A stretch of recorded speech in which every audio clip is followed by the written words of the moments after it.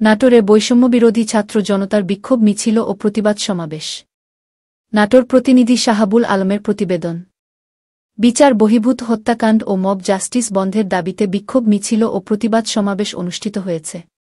মাদ্রাসা মোড় থেকে এক বিক্ষোভ মিছিল বের করে প্রধান সড়ক প্রদক্ষিণ করে নাটোর প্রেসক্লাবের সামনে এসে এক প্রতিবাদ সমাবেশ অনুষ্ঠিত হয়েছে। বৈষম্যবিরোধী ছাত্র জনতার আয়োজনে প্রতিবাদ সমাবেশে উপস্থিত ছিলেন শেখ রিফাত, সোহান আহমেদ, বাদশা খান, ইব্রাহিম রহমান সহ সাধারণ ছাত্রছাত্রী উপস্থিত ছিলেন।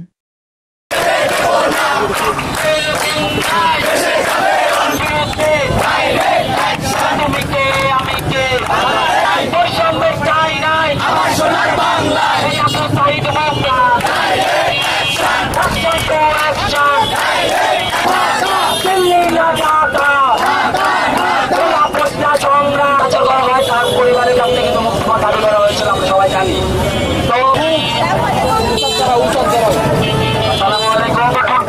বিভিন্ন রূপে এখন আমাদের মাঝে আবির্ভাব